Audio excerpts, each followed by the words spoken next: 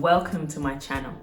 I'm Sophia and I'm passionate about helping future property buyers effortlessly find their next home by unravelling and simplifying the real estate purchase process in London. Along my travels though, I've realised that some people who are new to my city are a little tentative about buying and want to test the waters by renting in London first. Now that's wisdom. So you're in the right place if you want to learn more about the rental process in London. This is what we're going to be explaining in this video today. If you're trying to decide between whether you want to rent or buy, here are some general considerations. Buying considerations. First, the deposit is about 20% of the property value. Number 2, stamp duty, which is tax on your property purchase, and that will also have to be paid. Legal fees, number 3. You'll also have to budget for legal fees, as solicitors are required for property purchases. 4, mortgage setup costs, which include arrangement fees and valuation fees. Number 5, ongoing costs, just your regular mortgage payments, repairs, maintenance, standard living expenses, such as council tax and utilities. Number 6, there is investment potential for value appreciation, which builds equity. If you choose a fixed rate mortgage, there are periods of stability and predictability. Number 6 is investment potential, which exists in property value appreciation, which builds equity. And if you choose a fixed term rate mortgage, there will be periods of stability and predictability. On the flip side, property that you own is subject to market volatility, where values can decrease. And finally, turning property into cash, making it liquid. It can be time consuming and costly. Thinking about renting, there are some considerations with renting as well. Firstly, rental deposits are usually 4 to 6 weeks worth of rent, but more about this later. Rental payments, number 2, are typically lower than mortgage payments, at least initially. Number 3, just like buying, you would still have to budget for ongoing living costs, such as council tax and utilities. But number 4, however, repairs and maintenance costs are generally the landlord's responsibility, but you will have to check your lease to confirm that. Number 5, renting does offer flexibility to move more easily for a change in job or personal situations. It allows you to live in the area for a short period of time and decide if you like it or not. Rental leases, which is number 6, could range from as short as 6 months to over a year, which adds to this flexibility. However, rent increases at the end of your lease term can take away from financial stability and predictability. Number 8, as the property is not yours, there is no option to build investment value or equity. Number 9, property prices are amongst the highest in London, meaning that rental prices can vary a lot between the various different areas in the city. And finally, the demand for rental properties in London is also very high, which leads to competitive prices. If you do decide that you want to rent, you'll be entering the private rental sector, the PRS market.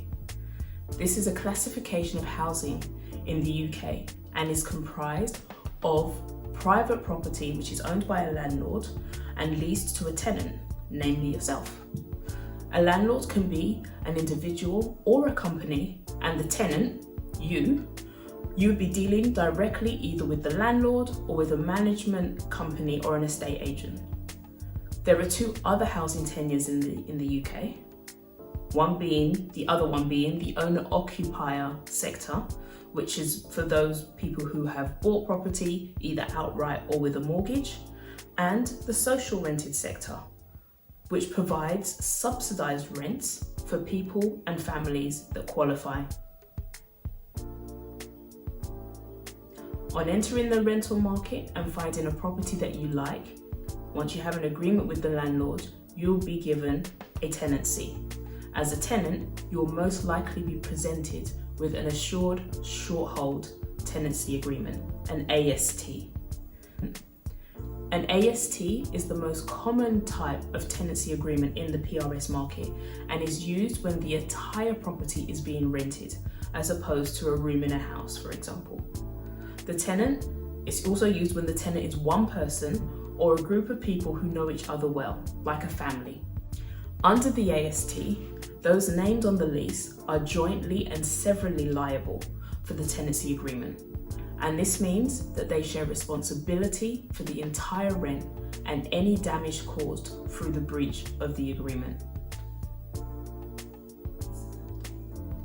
The tenancy agreement will typically cover or make reference to various items or clauses, and these will include things such as the names of all the parties involved, the rental price, of course, how and when the rent is to be paid, how and when the rent is to be reviewed, information on the deposit and deposit protection, more about this later, the start and the end dates of the tenancy, obligations for landlords and tenants, information on who's responsible for which bills, information about who's responsible for the repairs, whether a tenant can sublet or have lodgers, and rules regarding pets and smoking and things like that. We previously mentioned that deposits are required. There are two types of deposits usually found within the rental market, the first being a holding deposit. So, some landlords may request that a holding deposit is paid to take the property off the market and out of the view of other renters. Think of it as a type of reservation fee. You should be aware that by legislation, holding deposits can only be a maximum of 1 week's rent. The landlord would then have 15 days from receiving the holding deposit to make a go or no-go decision and inform you of such, as you being the potential tenant. If it's a go, you and the landlord should mutually agree if the holding deposit is refunded or if any part of it will be retained. Sometimes the landlord may deem that the holding deposit becomes part payment of the security deposit.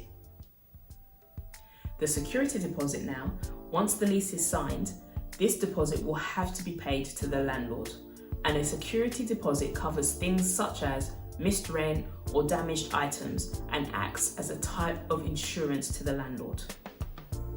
Again, by UK legislation, the security deposit is set as a maximum of 5 weeks' rent where the annual rent is below £50,000, and at 6 weeks' rent for an annual rent of £50,000 and above. The landlord must protect the security deposit with a government-approved scheme, which is known as a Tenancy Deposit Scheme, a TDS, and you must do that within 30 days of receiving it from yourself as the tenant. If there are no disputes at the end of the tenancy, your landlord has 10 days to return your deposit from the date that you both agree on the amount to be returned. Generally, your lease will include a clause which allows for rent increase. How and when this is triggered will depend on the type of lease and any clauses that it contains.